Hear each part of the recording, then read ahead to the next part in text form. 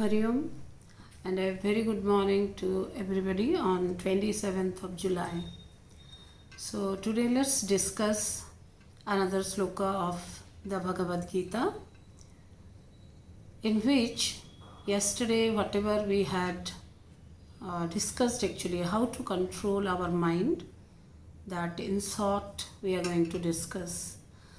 Yastvindriyani manasha नियम्यारभतेऽर्जुन कर्मेन्द्रियैः कर्मयोगम् अशक्तः स विशिष्यते.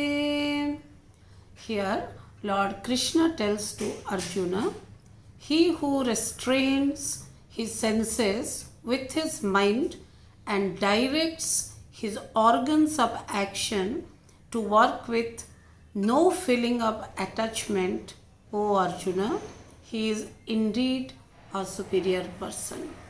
So this is the 7th verse of chapter 3.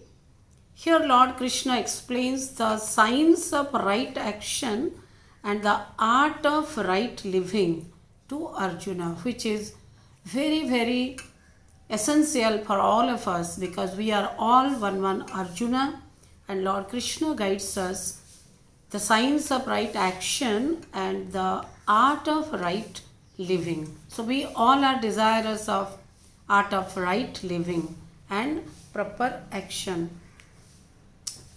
See, mind is the commander of all the 5 sense organs that we all are having.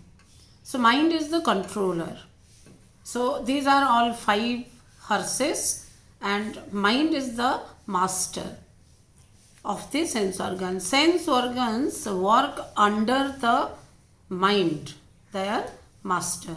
Just as the sea is fed by different rivers actually, and sea can't exist without the rivers. The same way, the mind is also fed by the sense organs, and it cannot exist without the sense organs. So if we can control our indriyas or the 5 sense organs, then we can control our mind. So it is very clear that in order to control our mind, we need to control our sense organs. As the ministers obey the king, similarly the indriyas all act according to the dictation of the mind. Desire of the mind decides our response to this objective world. Whatever desires and thoughts are prevailing in our mind, so that only decides how we respond to the objective world. So as our quality of desire or quality of the thought in the mind, rather you can say your desire, your lust, whatever it is existing in our mind, so is our response to the world. So when the desire goes beyond our goal of life, that is known to be lost. Desire means ichha. Ichha should be there, otherwise we can't do any action. But it is changed to lost. That when our desires are going away from our goal of life, or what is not necessary for that we desire, whether it is person, place or thing, then that is lost. And that lost only degrades ourselves. Yesterday we discussed. So only sense organs, having all 5 sense organs, we can't enjoy this outer world. We are thinking we enjoy that through the sense organs. No. Unless actually our eyes only will not be enough what we see. Actually it is our mind that decides what we are going to see using the mode of eyes. The mind only says, okay, now let's go to see the movie. And what kind of movie? Whether it is Vivekananda's life movie or we want to see something sensual movie. So that is decided not by our eyes. It is decided by our mind, by the thought process which we have developed by our habitual actions all these years. Sure, that is what is the controlling authority of all the sense organs. The master is the mind. Mind only decides what we will see, what we will eat, what kind of feelings we should have, what we are going to listen. So all 5 sense organs are They work according to the instructions of the mind actually. So we enjoy because of our mind. Ultimately, it is the thoughts and the desires in the mind that only prompts us to do whether it is right thing or a wrong thing. So it is very clear now that it is not our five sense organs through which we enjoy the world. It is actually our mind. And what decides actually about it, what we are going to do, it is our thought. It is our desire which is existing in the level of mind. So this particular verse tells us to control all our sense organs by the mind, by filtering our thoughts in the mental level and control all our sense organs. So if our thoughts are filtered and I want to see something good, eyes will see good. If I want to see something good, I want to listen something good, then my ears will listen good. I want to taste good, sattvic food, sattvic thing, and I will eat also sattvic bhojan, and sattvic things I will listen. So it is all decided by the mind. So mind in this way controls our sense organs. So we can, now that mind, through mind we substitute our enjoyment, the objects of our enjoyment, the thoughts of our enjoyment. So then the mind cannot remain vacant.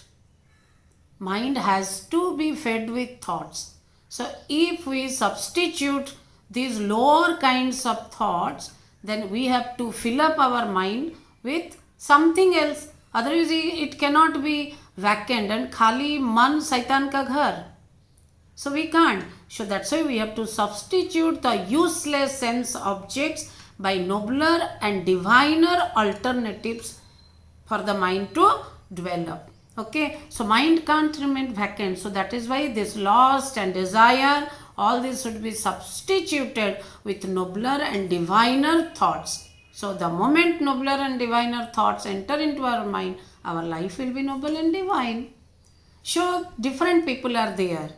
Sattvic, Rajasic, Tamasic. How does it happen that people are same? God has given all things, instruments same, but we are different because of our thought, because of our mind only.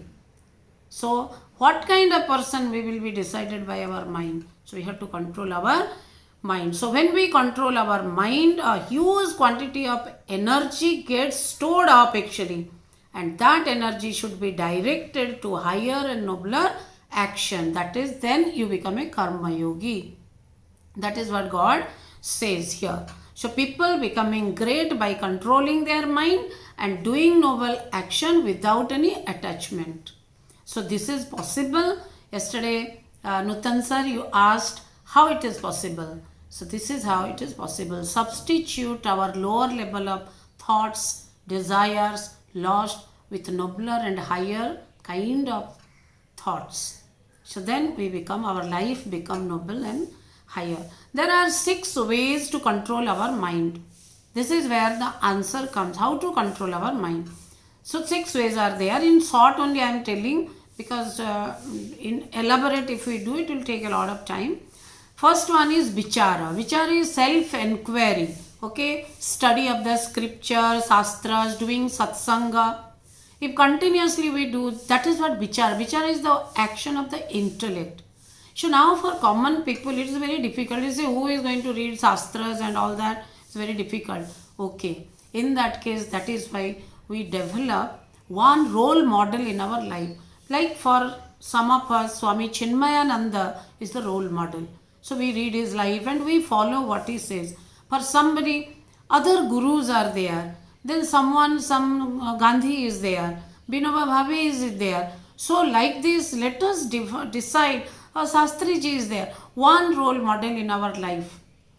Whomever we see and we inspire. Even our parents also. So if we keep one role model and his values we adopt in our life, then also we can control our mind. Because we are following that person. That is vichara. So either we read shastras, learn and also initially otherwise adopt somebody as your role model. Then willpower.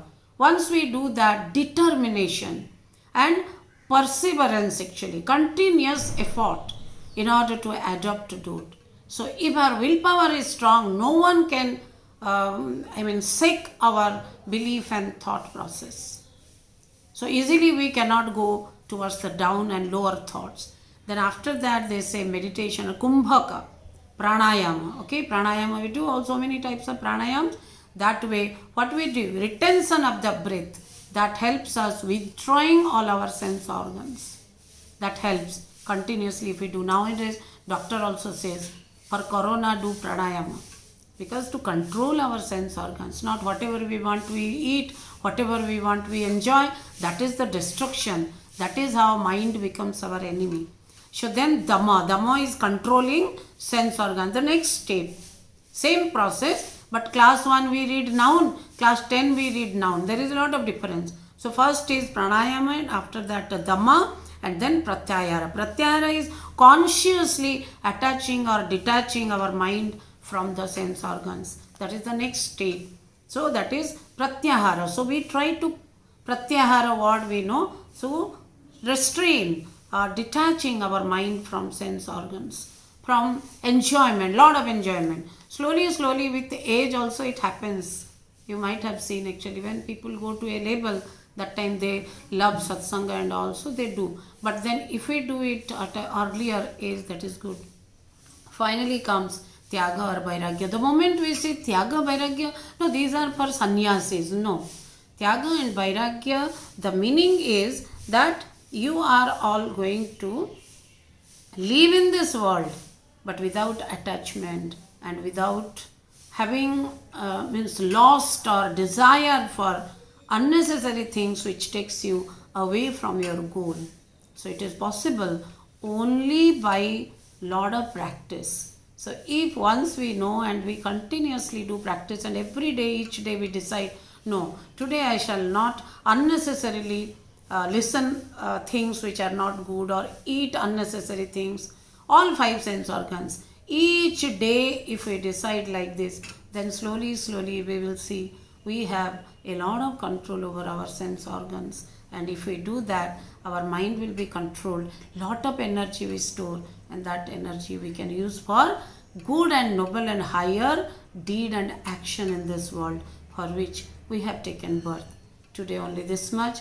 Teachers, I am thinking that every day giving a thought and asking you to listen for 5 minutes or 7 minutes may be difficult. So I am thinking of doing it for 2 days in a week. So let us decide it. Thank you everybody. Have a nice day. Thank you.